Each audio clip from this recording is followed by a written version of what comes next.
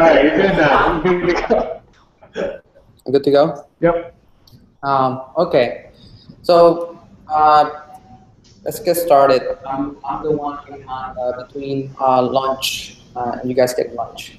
So I forgot to say. So if you stay to the end, or you just want to grab something, see, I have a few Ionic stickers. I'll be talking about Ionic, and I have some Apache Cordova stickers.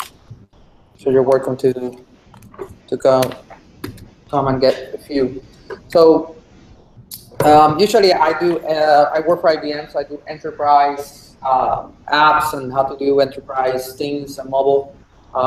So today we're going to talk about doing something mobile, something in the cloud. My name is Carlos Santana.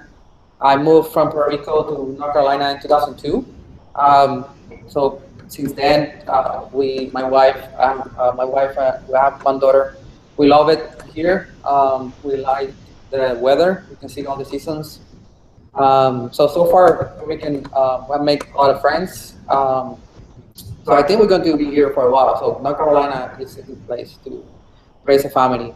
Work for IBM as software architect. I used to be in the server group, so I did a lot of hardware, servers, RAID controllers, firewall channel, you name it, configuring all operating systems. I did that for about 10 years. And the last 3 or 4 years, I've been doing mobile. So now I'm doing software architecture for mobile tools for our IBM Cloud. And it has a code name or marketing name called Bluemix, if you have heard of that. NC State,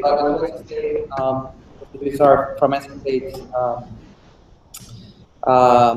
In 2006, I got my master's. I love open source. Been working with Apache Foundation, specifically the Cordova project, for about 3 years as a committer, PhD member. Basically, what that means is I have committer rights. I discuss security things. I discuss roadmap things that we have to do for the Apache Cordova. And I'm an Ionic fan. Ionic is a framework that's I'm going to talk today about that. So on Twitter, I'm that guy with the hat, not that guy, but this other guy with the hat. So if you find the other one, it's not that one, it's this one. So that's my Twitter handle, hash DevFest 2015, I guess is the hash for today.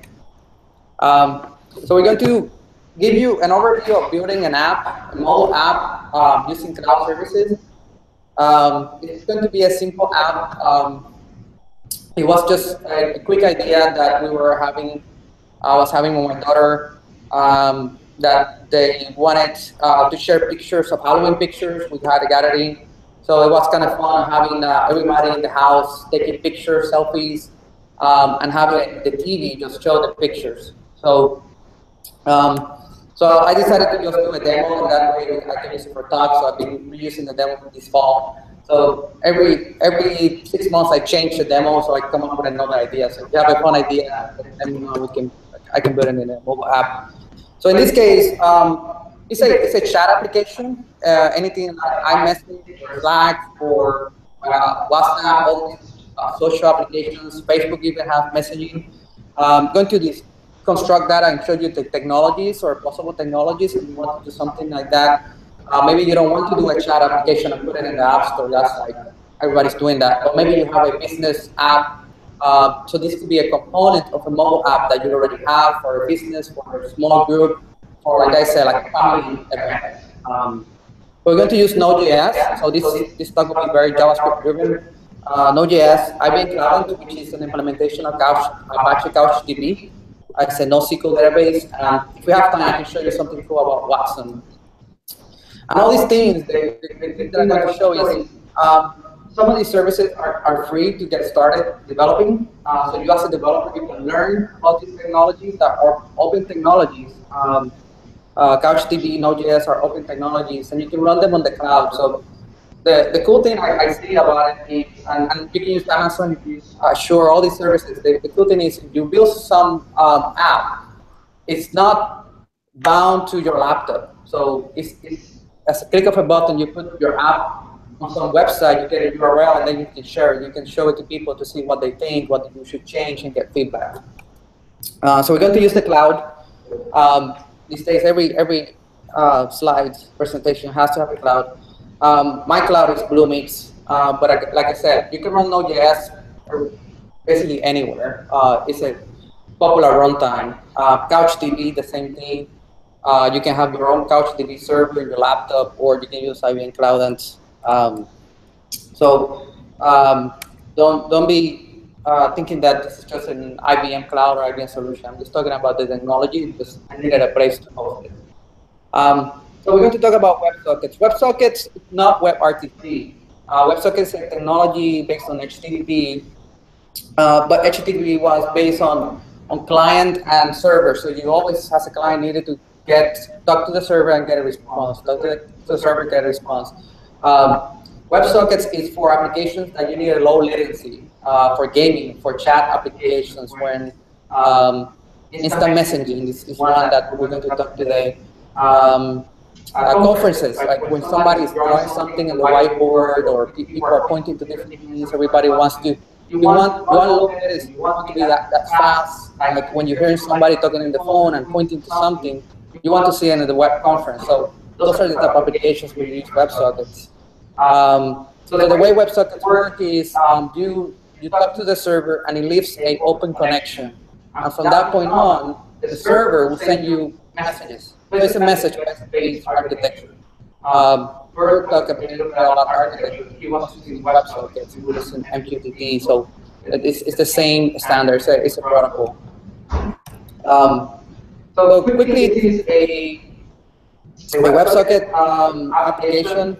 As you can see, very simple to get started. So you know JavaScript, you know Node.js, it's just like no-brainer. Know a little bit about the tooling, BPM, the module system. But the APIs are very simple. Node.js, JavaScript is very easy to get started in it.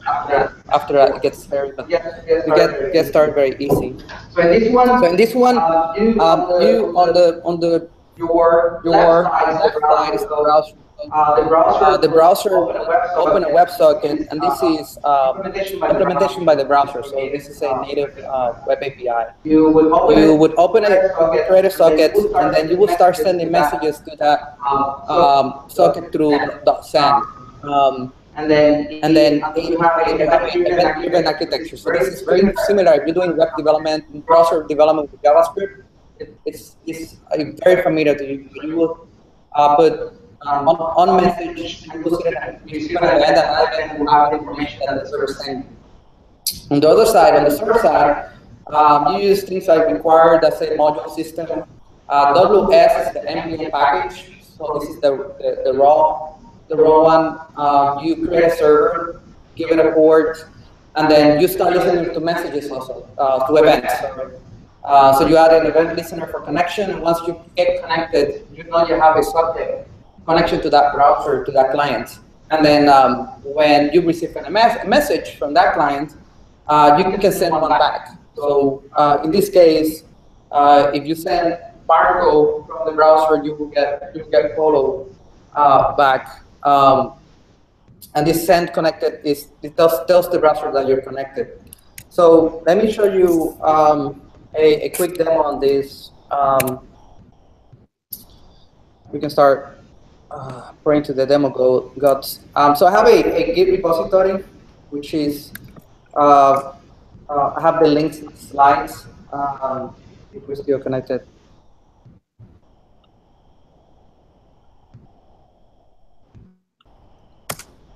You can see me, Kyle, or I'm not connected?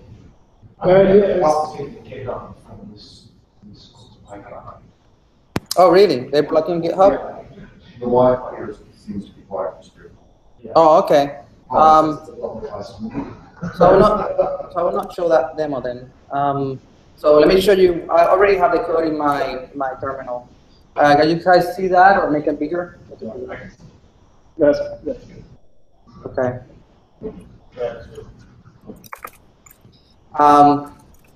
Move to where I have the code. So I have a Git repo, very simple Git repo. I go to Ionic chat. This repo, I was going to show it. It has a button on the web page. You go to GitHub if you have your laptops. Let's see. And you will have a link that if you click on it, it will take you to Bluemix. Ask you for your username, just email and password for Bluemix will be free. If you go past the 30 days, I think it will ask you for a credit card, but if you can put a credit card, but it has a premium tier, so you get 512 megs for a runtime. So that's enough for playing around. For CouchDB, you get 20 gigs. I think that's a lot for free. So a free CouchDB database with 20 gigs, a Node.js with 512 megs of memory to learn something, play with the technology, get an MVP app going is nice. And we have tools for development. So if you go to this Git repo and you go to a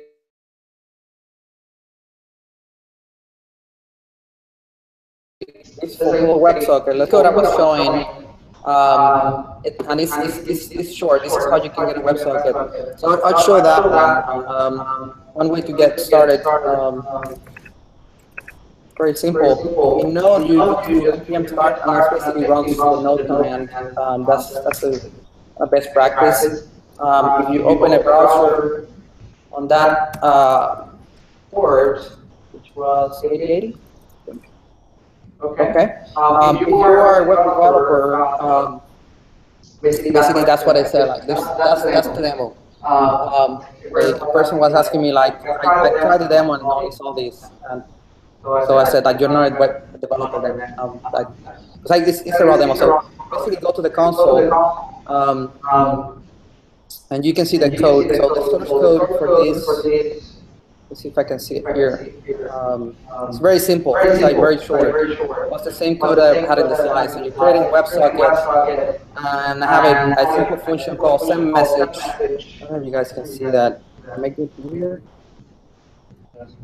Okay. All these low resolution devices.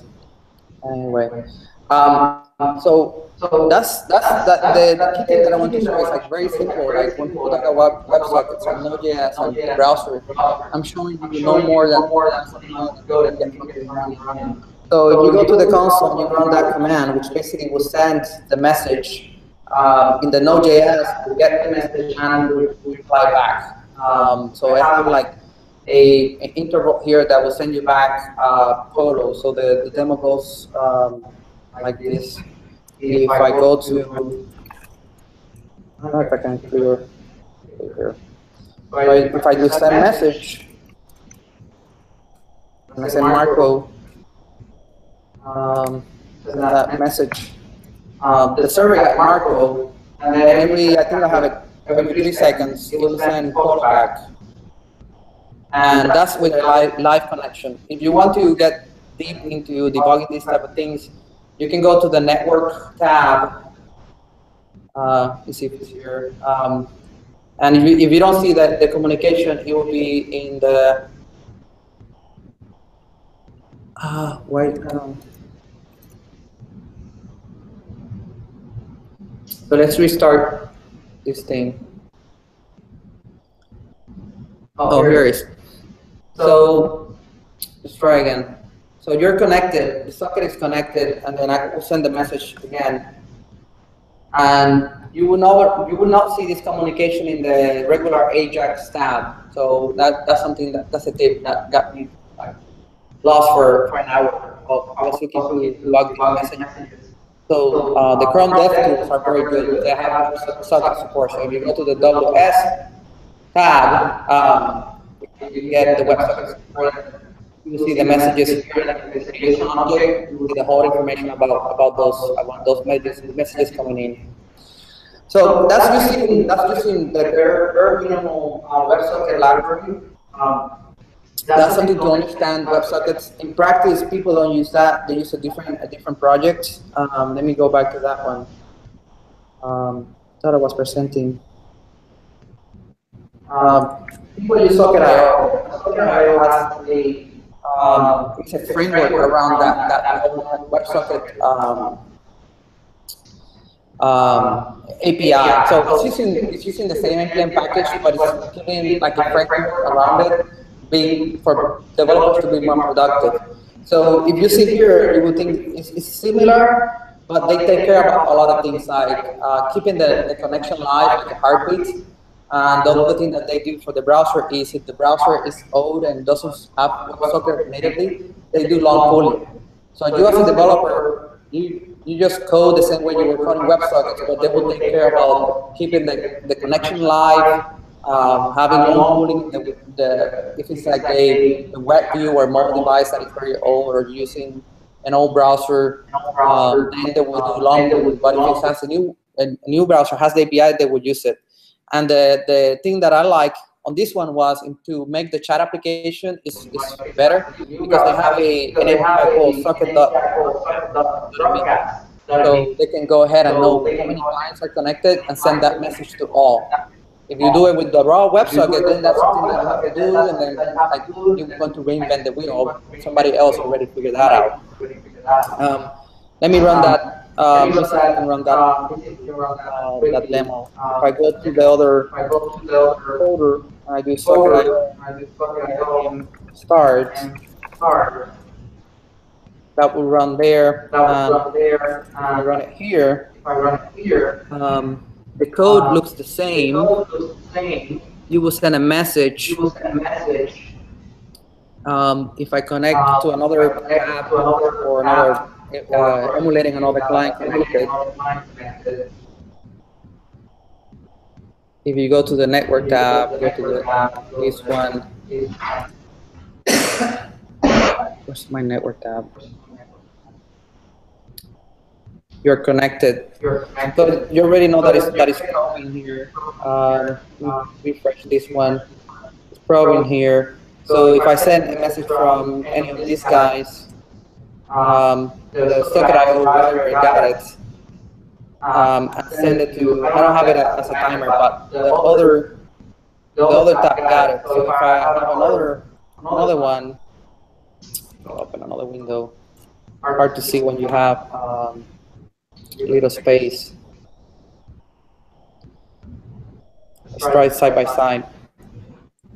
So if I send a message, you see that he got the message, and this other got the message. So the API, very simple. Hide this. I'm using Visual Studio Code. If you're not familiar with, it's an editor from Microsoft. It runs on Linux, Mac, and it's very good. It has very good TypeScript support, and it's becoming very popular. Visual Studio Code from Microsoft. Use the same technology in ElectronJS.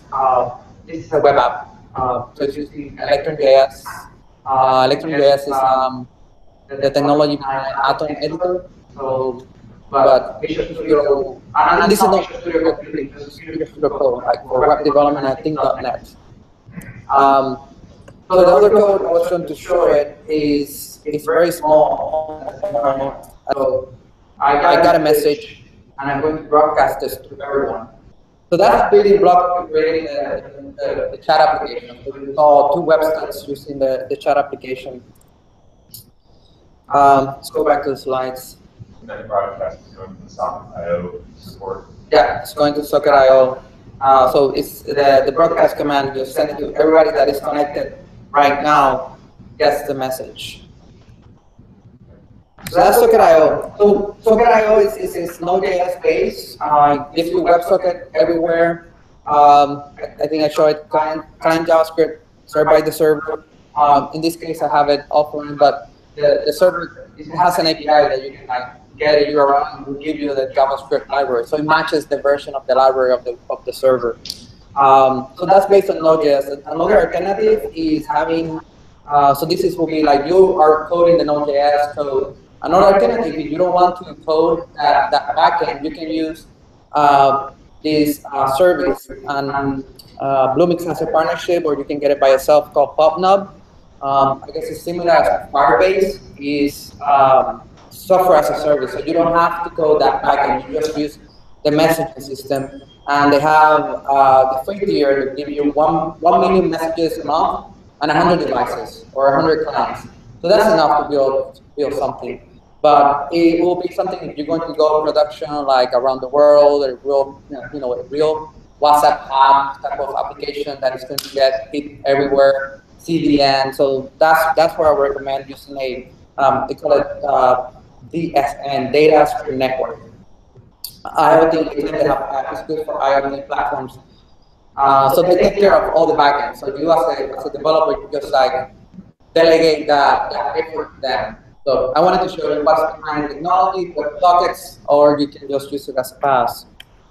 Apache Cordova, so now we switch gears to the front end. And the front end, I'm going to use Apache Cordova. Apache Cordova is a project that allows you to wrap your web app as a native app. So you're going to build native apps that you can put in the App Store, in the Google Store, that run natively in your phone. And some people have different reasons on why they don't have a native app. Some people want to have the presence on the App Store. That's where people are getting apps. And people have access to native features that a web browser on a phone cannot get to. Or if it's an old phone, cannot get to at all from the web browser. Some new browsers are better. So for example, the camera API, geolocation, file system, Bluetooth. Gore was saying about Bluetooth. So I don't know if he was using the Bluetooth plugin. So there's the plugin for Bluetooth. So you don't have to code all that coding in Java or for Android or Objective-C or Swift. So you use an API for Bluetooth, and you can get that. What Cordova doesn't give you is the UI. So a lot of people get confused when they run a Cordova app and they see a hello world and they get stuck. Or like, where's my UI? Where's my button, the menus, my navigation, my scroller, my text box? And those are things that the Cordova Apache project doesn't give you. It gives you the building block to wrap your API, wrap the app, give you access to native. So that's where questions usually come in. Most of the questions like the rest, where's the rest? So the rest is web development, open web, use your framework, your JavaScript framework of the day. If it's React, if it's Angular, 3 years ago, very popular, jQuery. What else? Any JavaScript that will run in the web view of the browser is supported. So supported meaning that it will run. Like it's not like Cordova is claiming support for these specific JavaScript frameworks. So it's, like I said, it's good for the wrapper, and it's good for direct access for APIs. The other claims are coming along, but it's just not it's part of open web and web development. PhoneGap. So if you have heard about Cordova, PhoneGap and Cordova are the same project. It initiated PhoneGap as an open source project. Adobe bought the project, bought the company behind the project, and also the rights to the name. So the code base was donated to the Apache Foundation, and there was different names that were used. At some point, was called callback, like JavaScript callback. Some people were very confused about the name, but then they decided to use Cordova.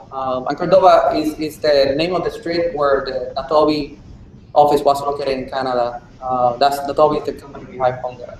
So the same people are behind the open source project. That didn't change. What I wanted to give here is there was a perception that PhoneGap apps were slow. There were some articles around LinkedIn or Facebook a few years ago.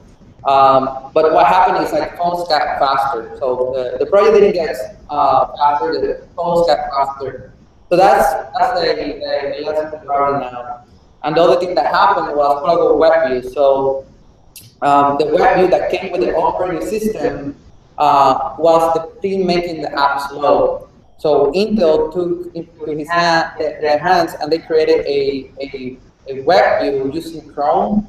Latest Chrome from Android, and they were able to port that web view to all Android devices. So the majority of the complaint was like Android devices were very slow, was not worth creating it because then we're trying to create the native app for Android and then the web app for iOS, and sometimes the the web app, the web view for iOS was slow. So I believe iOS 8 brought in double-gate web view. iOS 9 brought better support for double-gate web view. So now Cordova has support for switching the web view to a faster one. So that made the Cordova and PhoneGap apps faster. So that should not be like something stopping you from creating Cordova web apps. They're fast for what they do. And then the other thing that make Cordova and PhoneGap apps slow is bad practices. A lot of things that web developers do, they don't get reflected when they're running on the full browser in a powerful computer, but they get reflected when they run on a tiny phone with a small CPU and a small screen. So memory usage, specializing the user experience, storage, making it work offline, always offline.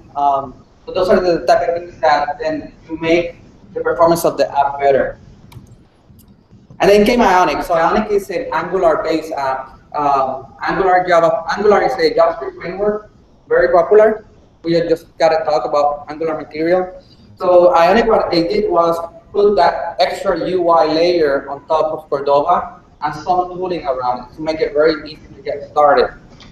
And that's the tooling that will give you the widgets for list items, cards, stamps, menus, buttons, theming, what else? Keyboard plugins,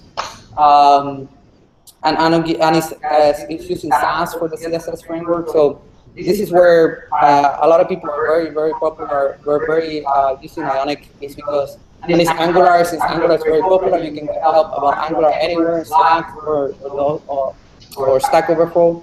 They will use Ionic. So I'm going to show the app using Ionic, just highlighting some of the components that this app uses. It uses Moment.js, which I discovered that it was cool. This is, I think, it's something that I coded myself a few years ago, and it was bad.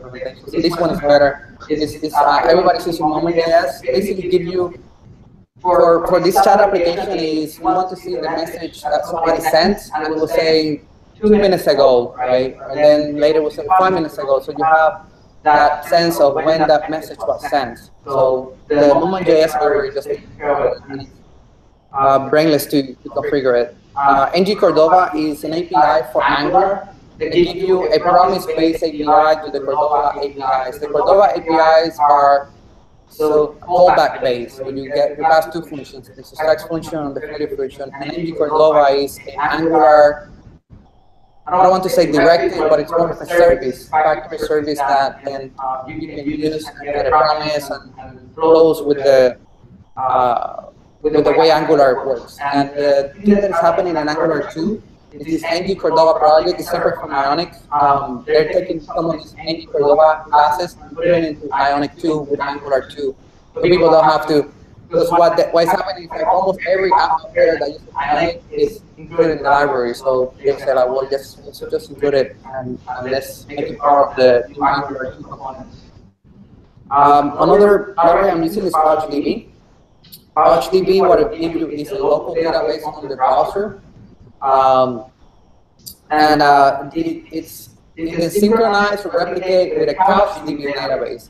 So CouchDB can also communicate with Cloudant. Cloudant is our IBM database based on Couch, and that's the one I'm using, but you can use it with Couch. The Angular Ionic framework, and then two of the, using a couple of plugins, but the ones that are used in the app or purpose for the app is the camera, so we can take pictures with messages and we can send pictures to other people in the app that are connected to the app. And then SQLite storage is something that is very robust,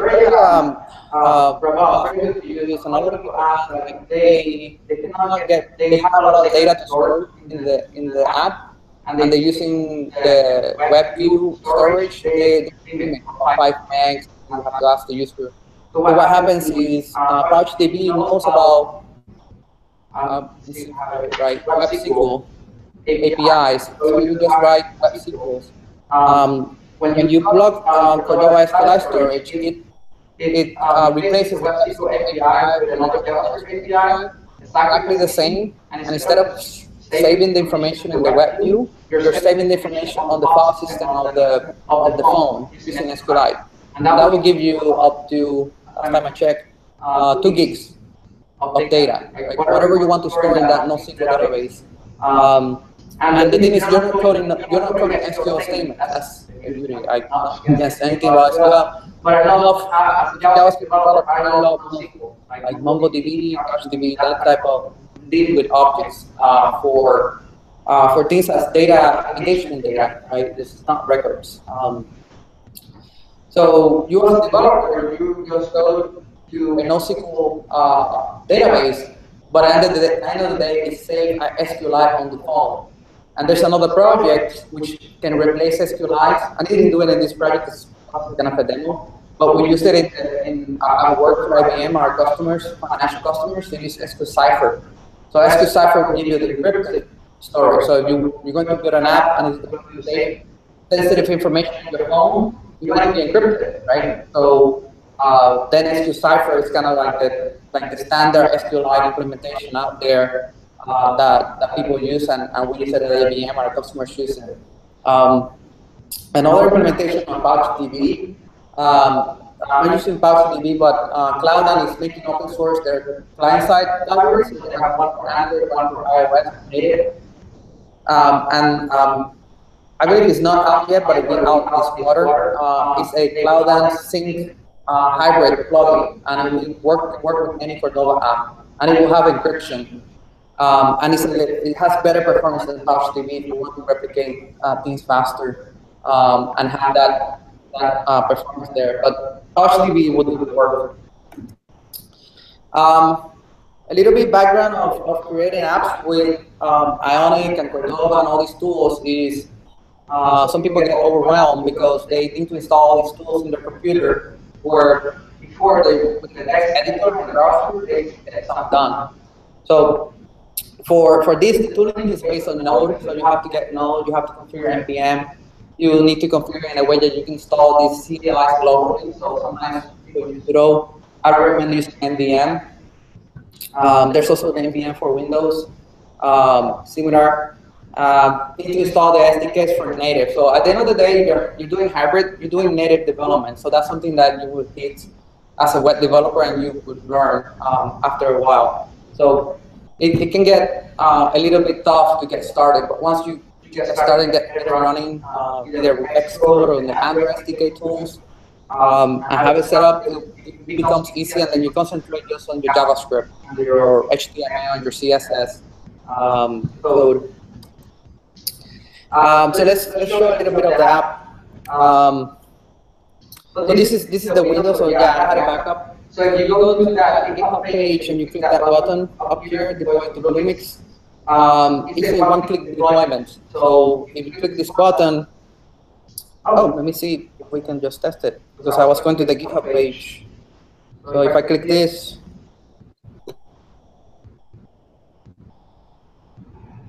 you can log in or sign up or log in. And this is a way of, you saw me running the Node.js app on my computer, but none of you guys can get to it. So this is an easy way of taking the Node.js app and just put it into the cloud and then getting back a URL. Let me see if I can show you quickly the experience. It took a while, but I really like it. I think Heroku has also a button saying deploy to Heroku.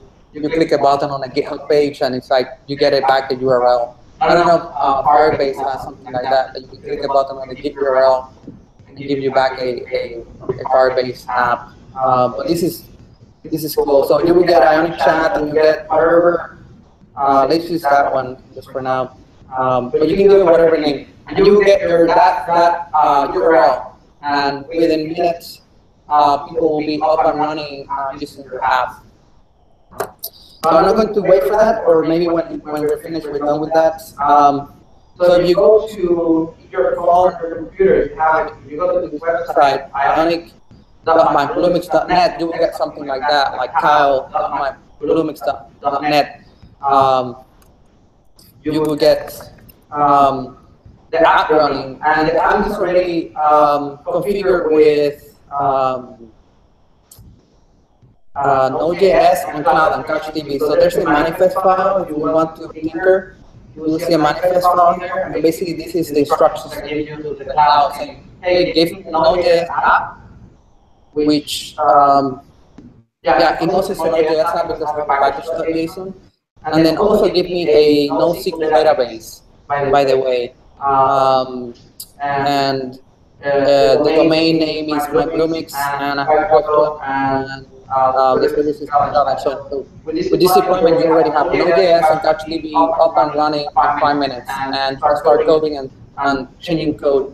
One thing that I like to do is, like, I want to keep my code in GitHub, so I will develop and push the GitHub, and then when I want to deploy to the cloud or to production or test, I push the same code, get pushed to a different Git URL to the so when you deploy, you get a Git URL, and that is live in 2 minutes. So that's one way of doing DevOps. You can code in Bluemix, code in GitHub, and then when you're ready to share with people, just push the same code, exactly the same code to the cloud. So where I was going to show if people were using that. There was that I had it. Where is it?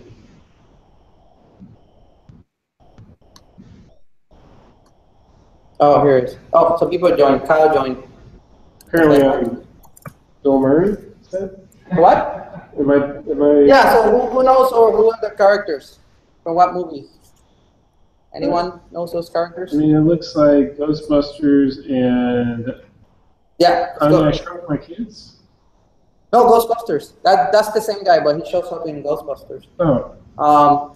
So if you look at again, as the console, you will see that this is using WebSockets to that Node.js app. So we see people joining in. So one thing that I did with this repo was that the same code that is from the website is exactly the same code that goes to your mobile app. So with one code base, you can create an app that is website and mobile. So that's one thing. And let's go to mobile for a time. So for mobile, what we can do is, I can start with this one. I can move to the root of the app, and this thing is kind of messy, but it makes a little bit sense because we'll have your Node.js website, but also we'll have your Ionic code. So things that are based for Cordova, Ionic be that's plugins folder, these platform folders, this W folder, and those are Ionic assets of Cordova. So if I do Ionic platform ls, you will see the platforms are installed. So I have iOS and Android already there. If I do Ionic plugin ls, you will see the plugins that I'm using. So I'm using the camera, the console, whitelist to connect SQL storage. And these are things that I did after running Ionic start. So you do Ionic start, you will create your Hello World app. But if you click clone this project, this already has the things. So the things that you have to do is platform add and plugin add. But the instructions are in the GitHub page. So if you want to run this, I have an Android phone connected here. Let's see what we have here. A cool tool that I have that I use, that I was in Kyle, was Visor. So that's a Chrome extension that you can install. Let's see if it works. So Visor will show you the devices that are connected. And one way is that you can view the device, but also can send this URL to somebody else in another office that you want to share your phone with, and they can control your phone remotely. So that's a cool thing. So after I give it permission, from this window, I can launch Chrome. See, I was connected on the phone on the browser. And we're connected. Let's see who else is here. So that's in there. So in here, I like this tool because I can control the phone and I don't have to type a lot of things. So to run the app, you can do it directly from the command line, or you can use regular Android tools. So if you do Ionic run Android, You can do, if you do iOS, we're running an iOS simulator or device. But if I do that, you will see in the background that will start saying detecting the device, compiling the Java, creating the APK file, and then installing the app on the device. So let's see if that happens and it works. So that's the app, and I don't have to do it on the phone. I can do it directly from here. It looks a little bit blurry, but the phone looks very, very sharp. It's just the technology. So in this case, you see that I can just type things and it would connect it. You can notice that if I have that use case where I was talking about, let me see, where we were in my house and we had in the TV, so we can have this here on the left, and let's show you the phone. So imagine that if we have in the house, this is on the TV or a big monitor, and then in the phone, people start doing pictures, and for that they can just click here and take a picture. That works. I can take a picture of you guys here. I can use that, and everybody would show up, and everybody in the world, right? This website is a full URL. And don't think when I send the message, I'm just paste or send it to the WebSocket, and in the WebSocket, I'm doing one tiny thing that I can show, which is very cool. I think it was very cool because I got it working. If you go to the server.js and the code, I say if I have a database and the data of the message as an image, please insert it into the database. And this is how difficult it is to insert something into a NoSQL database. It's like no-brainer. So this is a Cloudant database. Things that there's a npm package called Cloudant, which I'm doing to require. I'm passing my credentials, and if the database is not created, I create it. But it's one-liner to insert that image. So if you go to the website, if you guys have the website, and you go to the menu, and you go to Photos, you will see photos that are stored in the CouchDB database. And with CouchDB, I'm making a local copy on the browser on the phone, so I can see them offline. I don't have to be connected to see these pictures. So you can see pictures I took earlier, see Kyle and Luke. Who else was here? A picture that I took. This was I was editing. So anyone recognize that picture?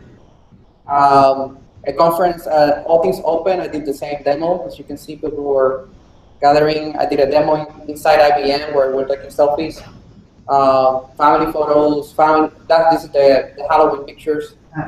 And these are just testing. This is John Walker, who wrote a book, Cordova. So you look for Cordova.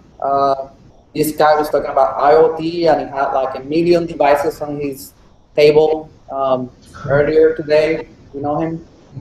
You know him? Crazy guy. He thinks he knows electronics, but he's stay with 5B. The what? Like a Halloween picture. Oh, thanks. And Chris from Microsoft, believe it or not, he's working on Microsoft now. You know Chris Hyman? Hyman. So I met him on All Things Open, so we discussed what they were doing with Edge, Microsoft Edge, and ES6, and just to start texting pictures. So the Bluemix picture just show up when you cancel, but that's the app, and the app looks the same on Android and iOS. And to code it is very simple code. I didn't show that code, but let me show a little bit of that Angular code. So this is the app.js. Let me show you the HTML. So we have templates. We have a chat template, and it's not complicated than an empty repeat with a card. And if it has an avatar, we post it. If you have an image, we post it. This is where I'm using moments, daily.js. I think app.js has what I call a filter in Angular. So I'm creating a filter. So I say time ago using moment.js. So this is what will give you this thing in the chat application 5 minutes ago, 4 minutes ago, and it auto updates. So you don't have to do anything. Just with an Angular filter, again, one liner, moment, date from now. So that's how you get that thing in there. And if you want to see it, how do I see the filter? Should be somewhere or in the time, which I cannot find right now. Where is time? Oh, here it is.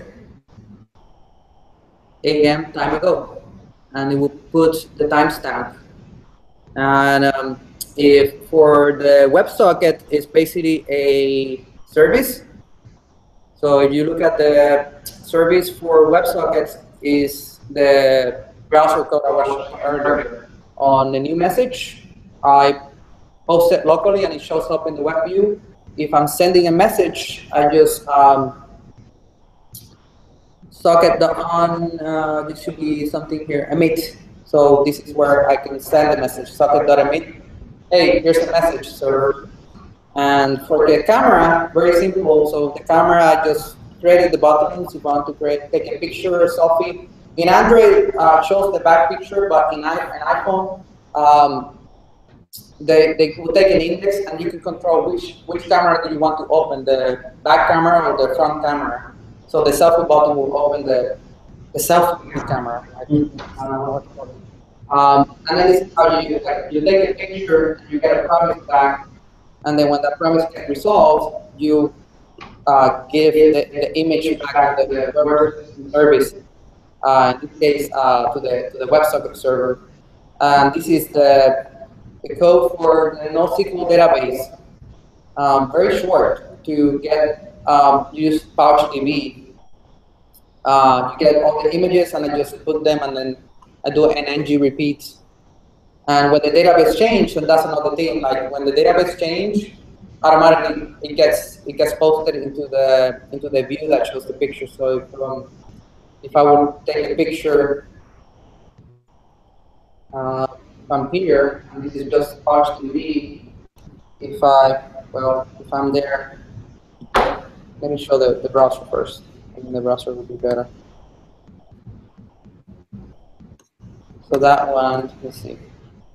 If I take a picture,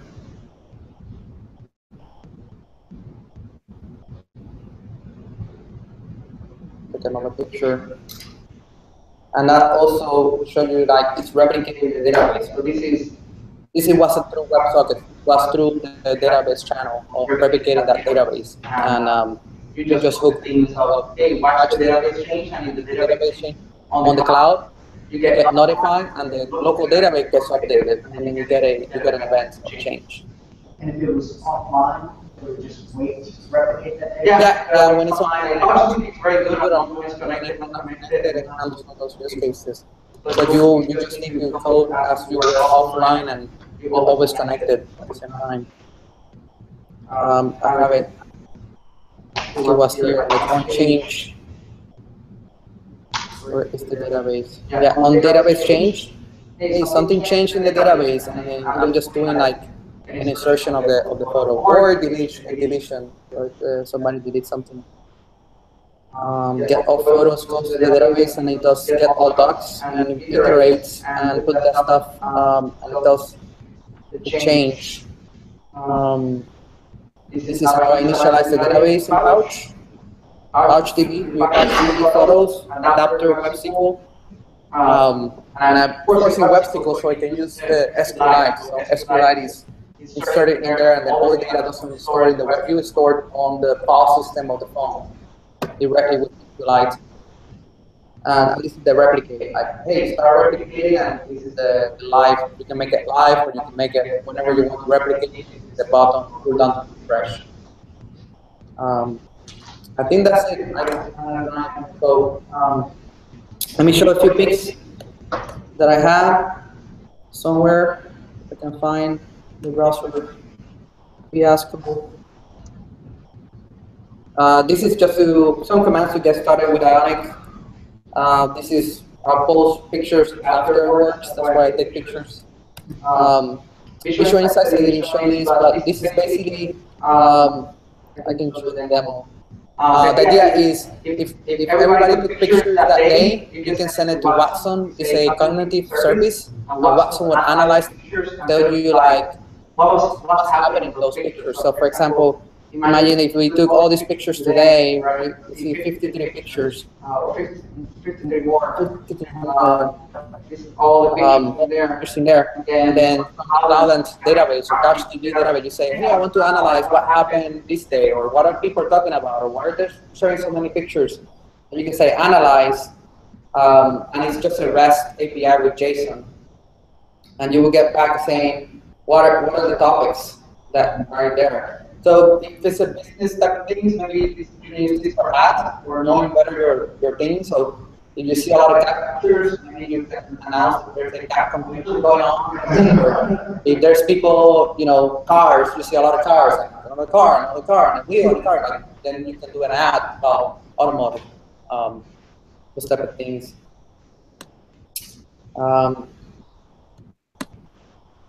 Let's see what else. Keeping lost with where my slides are. Let me start closing and I can find it.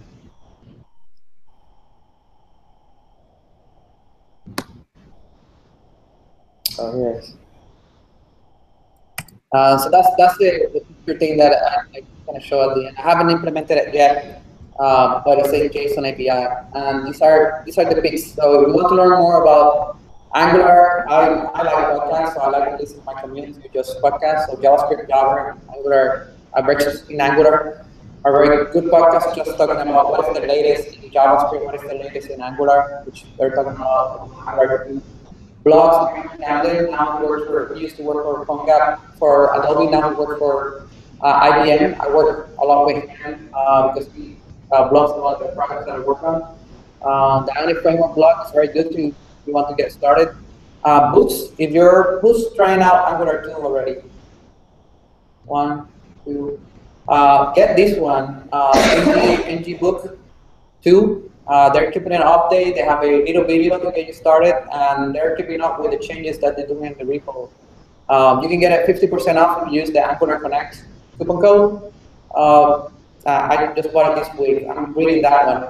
Ionic in action. If you really want to get into Ionic and do a mobile app, this is a very short book that you can read like in 2 weekends. And it tells you like from the beginning to the end, like to the app submission process, to getting the tools installed, to create some samples. They have a weather sample. They have a different type of patterns. And Jeremy is very good. It's a very this book is very good. I didn't think it was going to give me enough information, but I read it, and it's like all these questions that people ask in Slack and Stack Overflow, like buy the book, and in 2 weekends you know like everything that you need to know to get something working, right?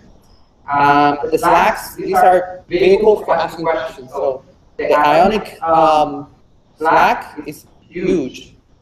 I think we hit the 3,000 people. So there's 3,000 people in there, and there's a channel called Technical Questions. That's crazy. They're like people that know more about Ionic that are not in the Ionic team. Really, really, but they're really good. They help everyone. And then our Cordova Slack channel, we don't have that many people. Are like 400, 300. But that's more for the commuters, and we're doing a release. When do we do a release? Or if somebody has a question about Cordova. But most of the questions in UI development or putting it together. So not really the framework of Cordova. And I'm involved, so I usually answer questions in both. When people from Ionic have questions for Cordova, we answer. And then in the Cordova Slack, when people have questions about Ionic, Mike from the Ionic team will answer them. So we're socializing there. That's all I have. So enough information for you to get a bit dangerous with Node.js and mobile. Any questions? Have you tried doing material in Ionic at all? No, I haven't tried that. I think that the Ionic team is looking into using some of the material stuff in the Ionic 2 CSS libraries. But I think people using the material without Ionic. I just material with abstract Angular mobile. I'm not sure about And Cordova. Right. I know they designed it to work well on mobile, and the goal was to use it with Ionic, but I'm not sure now if it's best to just use Cordova and material, or... Yeah, I think the only thing is looking at what would be the best thing to do. Hopefully Angular 2 is being component based and you pick and choose. Any more questions? Good. Okay. Thank you. Thanks, Carlos.